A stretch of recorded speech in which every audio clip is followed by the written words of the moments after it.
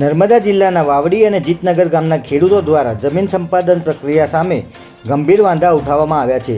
આપ જોઈ રહ્યા છો શિક્ષાપત્રી સંદેશ ન્યૂઝ. સત્યની સાથે એક નજર આજના મુખ્ય સમાચાર પર. નર્મદા જિલ્લાના વાવડી અને જીતનગર ગામના ખેડૂતો દ્વારા રાષ્ટ્રીય ધોરીમાર્ગ માટે ચાલી રહેલી જમીન સંપાદન પ્રક્રિયા સામે ગંભીર કાનૂની વાંધા ઉઠાવવામાં આવ્યા છે. ખેડૂતોના પ્રતિનિધિઓએ સક્ષમ સત્તાધિકારીઓ તેમજ નેશનલ હાઈવે પ્રોજેક્ટ ડાયરેક્ટરને વિગતવાર રજૂઆત કરીને સમગ્ર સંપાદન પ્રક્રિયાને કાયદેસર રીતે રદબાતલ જાહેર કરવાની માંગ કરી છે. ખેડૂતોનો આરોપ છે કે આ સમગ્ર કાર્યવાહી દરમિયાન રાષ્ટ્રીય ધોરીમાર્ગ અધિનિયમ 1956ની કલમ 3D3 બંધારણના અનુચ્છેદ 300A તેમજ પેસા કાયદાની મહત્વપૂર્ણ જોગવાઈઓનું ઉલ્લંઘન કરવામાં આવ્યું છે.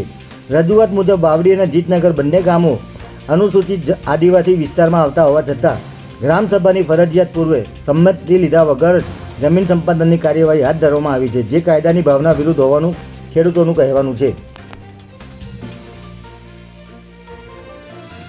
ખેડૂતોએ વધુમાં આક્ષેપ કર્યો છે કે જમીનની માપણી સમયે તેમને કોઈ પૂર્વ લેખિત નોટિસ આપવામાં આવી નહોતી અને તેમની હાજરી વગર જ કાર્યવાહી પૂર્ણ કરવામાં આવી હતી. એટલું જ નહીં, 7 ડિસેમ્બર 2024ના રોજ એવોર્ડ પસાર થયા બાદ લગભગ 17 મહિનાના વિલંબથી વળતરની નોટિસ આપવામાં આવી હોવાનું પણ રજૂઆતમાં જણાવાયું છે. ખેડૂતોના મતે આ અસાધારણ વિલંબ સમગ્ર પ્રક્રિયાને વધુ શંકાસ્પદ બનાવે છે.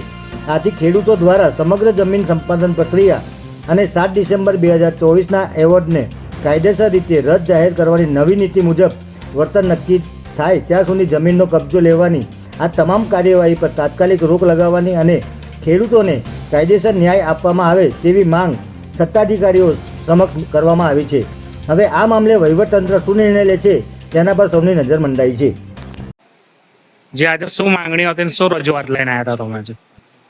આજ રોજ વાવડી અને જીતનગરના ખેડૂતો જેમની નેશનલ હાઈવેમાં જમીનો જાય છે તેના માટે પ્રાંત અધિકારી શ્રીને લેટર આપ્યો કે અમારી જે જમીનો જાય છે એનું વળતર હમણાં જ કાઠિયાવાડમાં વીજ પોલમાં જે ખેડૂતોના જમીનો ગઈ એમને જે રીતે બજાર વેલ્યુના ડબલ એટલે 200 ગણા પૈસા જો ચૂકવાતા હોય તો આ નર્મદા જિલ્લામાં એ નાણાં એવી રીતે કેમ ના ચૂકવાય, એના માટે અમે આજે આવેદનપત્ર આપ્યું છે.